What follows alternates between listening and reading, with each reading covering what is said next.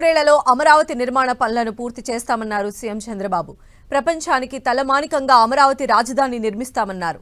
అమరావతితో పాటు అన్ని జిల్లాల్లో అభివృద్ధి వేగవంతం చేస్తామన్నారు. మరోవైపు ఉగ్రవాదంపై కేంద్రం తీసుకునే ఏ నిర్ణయానికైనా సపోర్ట్ చేస్తామని హామీ ఇచ్చారు సీఎం చంద్రబాబు. వెంటిలేటర్ పైన ఆర్థిక వ్యవస్థకి కేంద్రం వ్యక్తిగతంగా నరేంద్ర మోడీ గారు ఆక్సిజన్ ఇచ్చారు. ఇప్పుడిప్పుడే రికవర్ అవుతున్నాం. వెంటిలేటర్ నుంచి బయట వచ్చాం. ఇంకా కొన్ని రోజులు సహకారం వస్తే ఒక బలమైన ఆర్థిక వ్యవస్థగా ఆంధ్రప్రదేశ్ని రూపకల్పన చేస్తామని హామీ ఇస్తున్నాం. 5 కోట్ల ప్రజలు నా రాజధాని అమరావతి అని చెప్పుకునే విధంగా నిర్మాణం చేస్తాం. ఇక్కడ ఉండే వాళ్ళందరూ చెప్పండి, నా రాజధాని, నా రాజధాని, నా రాజధాని. ఇలాంటి కార్యక్రమానికి మనం ముందుకు పోతున్నాం. ఆనరబుల్ ప్రైమ్ మినిస్టర్ ఈరోజు రీస్టార్ట్ చేశాడు.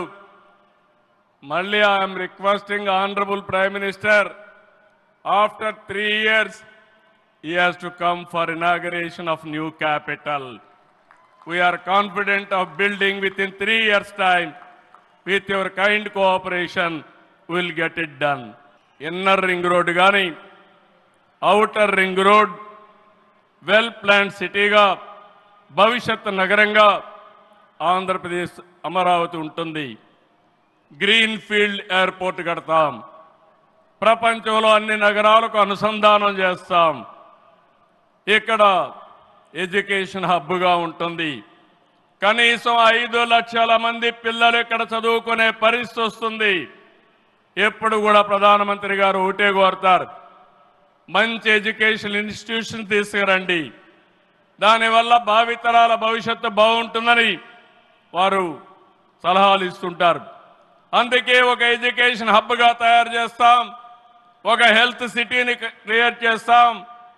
వారు సూచించిన విధంగా జపాన్ మియావాకి తరహాలో రాజధాని మొత్తం ఆహ్లాదకరమైన పచ్చదనానికి శ్రీకారం చుడతామని చెప్పి కూడా నేను మీకు తెలియజేస్తున్నా.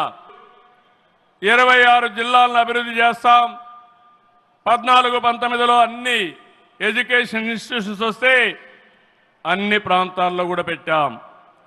కేంద్ర సహకారంతో 2027కి పోలవరం పూర్తవుతుంది.